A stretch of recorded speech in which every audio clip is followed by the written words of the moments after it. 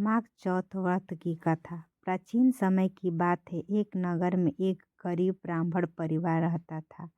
ब्राह्मण की पत्नी अत्यंत पतिव्रता, संस्कारी और भगवान में गहरी श्रद्धा रखने वाली थी।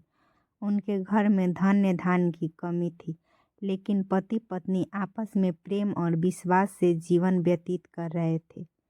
एक वर्ष माघ महीने में शुक्ल पक्ष की चतुर्थी तिथि आई।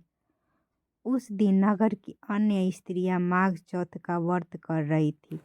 उन्होंने बताया कि यह व्रत भगवान श्री गणेश और माता पार्वती को समर्पित होता है तथा इससे परिवार में सुख समृद्धि आती है और संतान का कल्याण होता है। ब्राह्मण की पत्नी के मन में भी व्रत करने की इच्छा हुई, लेकिन घर की गरीबी के कारण उसके पास व्रत की सामग्री नहीं थी।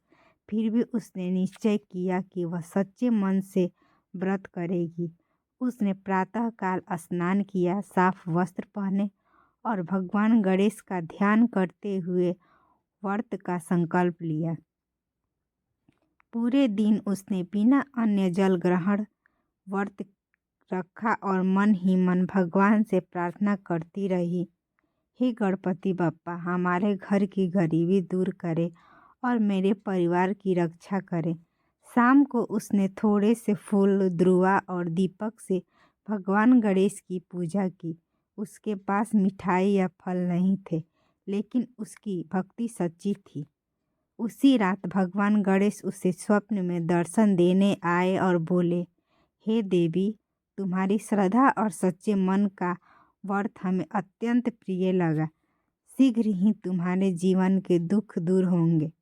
अगले दिन आश्चर्यजनक रूप से ब्राह्मण को एक अच्छे यजमान के यहाँ पूजा का अवसर मिला, जहाँ उसे पर्याप्त धन और अन्न मिला। धीरे धीरे उनके घर की गरीबी समाप्त होने लगी। कुछ समय बाद उनके घर एक सुंदर गुणवान संतान का जन्म हुआ।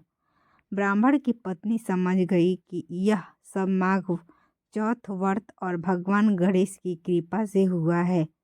इसके बाद उसने हर वर्ष माघ चौथ का व्रत पूरे विधि विधान से करना शुरू किया और अन्य स्त्रियों को भी इसका महत्व बताया। इस कथा से हमें यही शिक्षा मिलती है। माघ चौथ व्रत हमें सिखाता है कि सच्ची श्रद्धा, विश्वास और भक्ति से किया गया व्रत अवश्य फल देता है। धन वैभव से अधिक महत्वपूर्ण मन की पवित्रता होती है। जय श्री गणेश।